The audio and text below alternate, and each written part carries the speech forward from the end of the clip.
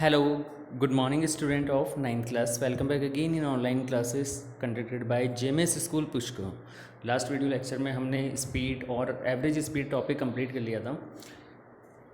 जैसे हमने स्पीड पढ़ा था वैसे ही वेलोसिटी भी है, लेकिन इसमें सिर्फ इतना सा है कि स्पीड में डिस्टेंस और टाइम का रेशो होता है, इसमें डिस्प्लेसमेंट और टाइम का रेशो होता है। डिस्टेंस की जगह डिस्प्लेसमेंट आ जाता है, ठीक है। तो इस टर्म को हम वेलोसिटी कहते हैं। स्पीड की जगह क्या कहते हैं? वेलोसिटी।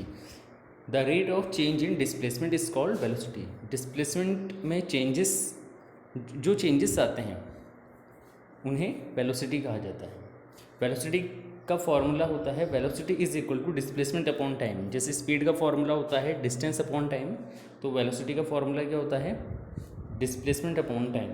इसकी एसआई यूनिट सेम होती है स्पीड की तरह ही, मीटर पर सेकंड। स्पीड की एसआई यूनिट भी क्या होती है? मीटर पर सेकंड। और वेलोसिटी की भी एसआई यूनिट मीटर पर सेकंड ही होती है। अदर यूनिट स्पीड में हमने किलोमीटर पर आवर पढ़ा था, उसी तरीके से वेलोसिटी की भी other unit kilometre per hour होती है, ठीक है। अब है एवरेज वेलोसिटी। जैसे हमने एवरेज स्पीड पढ़ा था total distance upon total time, ठीक है ना, उसी तरीके से एवरेज वेलोसिटी होती है total displacement upon total time. इसकी डेफिनेशन देख लेते हैं एक बार। The total displacement covered by an object in total time is called average velocity.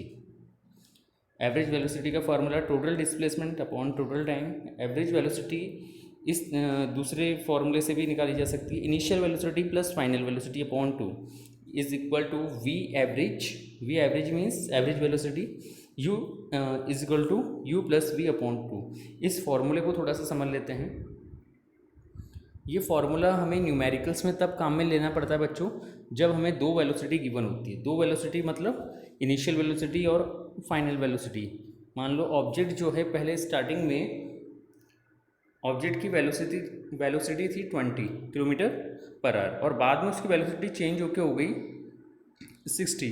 तो स्टार्टिंग वेलोसिटी तो ये थी 20 और फाइनल ये है, ठीक है। तो इसका एवरेज निकालेंगे तो क्या करेंगे?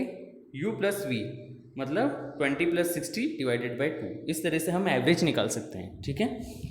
इनिशियल वेलोसिटी और फाइनल वेलोसिटी को ऐड करके 2 से डिवाइड कर दो तो एवरेज वेलोसिटी कैलकुलेट की जा सकती है। इसके एसआई यूनिट सेम मीटर पर second, other unit same kilometre per hour, और ठीक है। जैसे हमने डिस्प्लेसमेंट और डिस्टेंस में जो डिफरेंसेस पढ़े थे, वैसे ही स्पीड और वेलोसिटी के डिफरेंसेस भी हैं। ये आपको जल्दी लर्न हो जाएंगे, ठीक है। स्पीड की definition the distance covered by an object in unit time. Velocity की definition the rate of change in displacement is called velocity, ठीक है। ये आपने पढ़ लिया।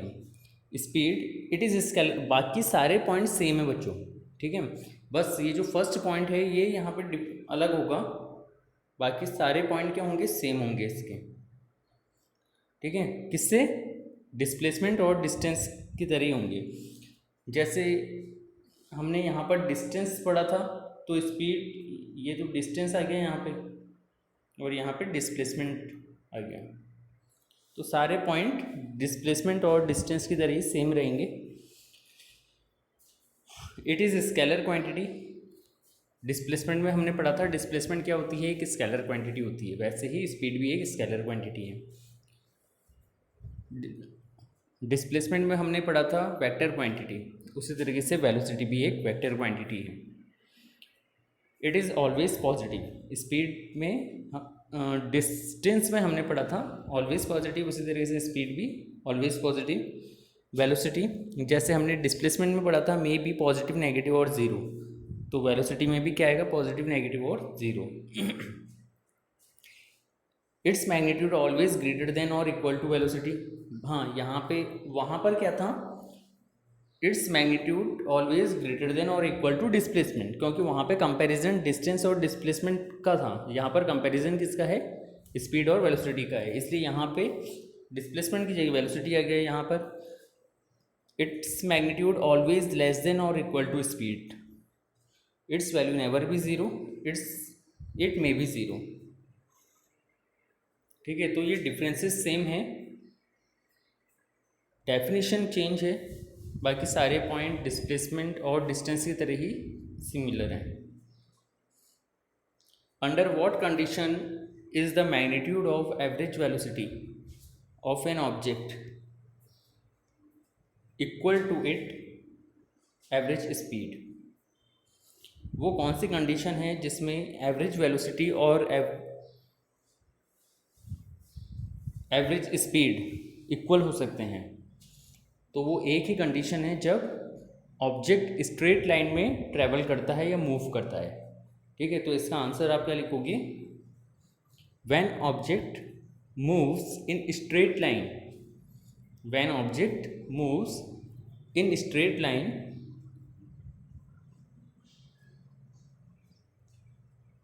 then magnitude of average velocity of an object is equal to its average speed।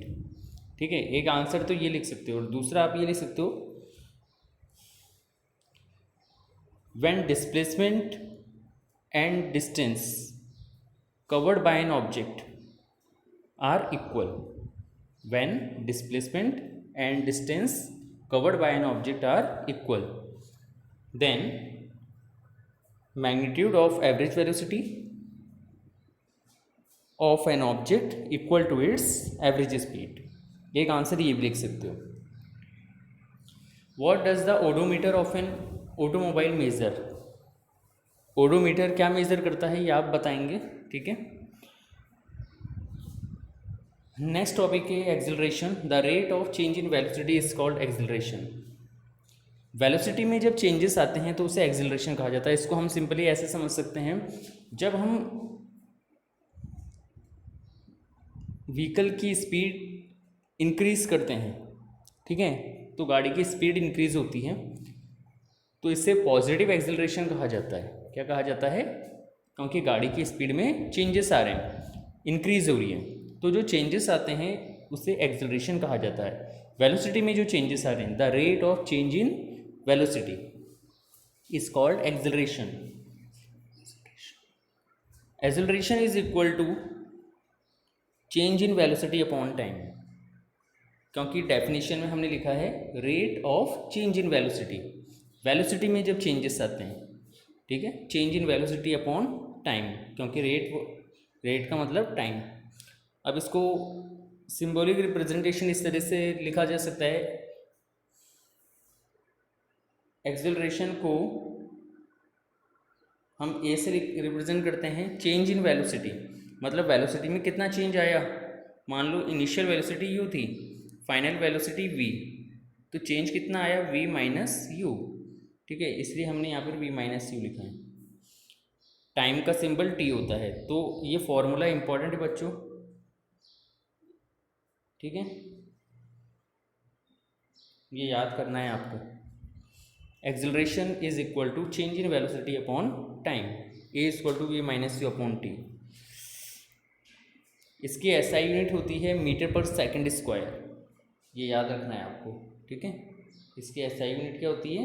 Metre पर second square. इसको इस तरह से भी लिख सकते हैं। इसकी अदर यूनिट होगी किलोमीटर पर आर स्क्वायर, किलोमीटर पर आर स्क्वायर। इसको km/-2 भी लिख सकते हो।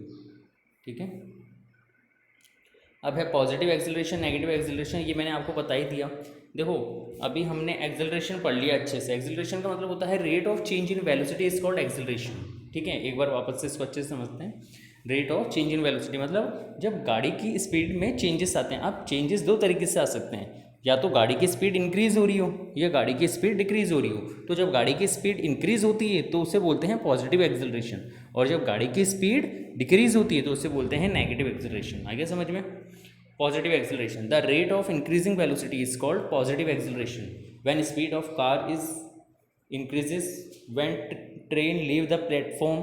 जब हम ट्रेन में बैठते हैं और ट्रेन रेलवे स्टेशन से चलना स्टार्ट करती है, ठीक है, तब वो क्या करती है, गाड़ी ट्रेन की स्पीड धीरे धीरे इंक्रीज होती है, तो उससे हम पॉजिटिव एक्सेलरेशन कहेंगे। When an object falling under gravity, जब आप किसी चीज़ को किसी हाइट से छोड़ते हो तो वो जैसे जैसे नीचे की तरफ गिरती है उसकी वेलोसिटी इंक्रीज होती रहती है। इसका जस्ट अपोजिट होगा negative acceleration, the rate of decreasing velocity. इसमें वेलोसिटी डिक्रीज होती है, is called negative acceleration. It is also known as retardation. ये याद रखना बच्चों, नेगेटिव एक्सेलरेशन को रिटार्डेशन भी कहा जाता है। ठीक है, क्या कहा जाता है? Retardation. It is represented by negative sign as minus a. ठीक है, क्योंकि ये नेगेटिव एक्सेलरेशन है तो इसको नेगेटिव ए से रिप्रेजेंट किया जाता है। When speed of car is decreases, जब कार की स्पीड डिक्रीज होती है। When train entering into platform, जब ट्रेन प्लेटफॉर्म में एंटर करती है, मतलब जब रेलवे स्टेशन की तरफ आ रही होती है ट्रेन, तब उसकी स्पीड धीरे धीरे स्लो होती रहती है। ठीक है, तो वो नेगेटिव एक्सेलरेशन होता है उस समय। When an object is thrown in upward direction against gravity, और जब आप किसी चीज़ को नीचे से ऊपर फेंकते हो तो ऑब्जेक्ट की स्पीड धीरे धीरे डिक्रीज हो जाती है, और एक ऐसा टाइम आता है कि वो मैक्सिमम हाइट पर पहुंचकर ऑब्जेक्ट की जो वेलोसिटी है वो ज़ीरो हो जाती है। तो ये नेगेटिव एक्सेलरेशन के कुछ एग्जांपल हमने पढ़े हैं। इसके बाद हम नेक्स्ट वीडियो लेक्चर में पढ़ेंगे। आज इतना कराया, ये आप अपनी कॉपी में नोट डाउन कर लीजिएगा और अच्छे से लर्न कर लीजिएगा। Okay, thank you.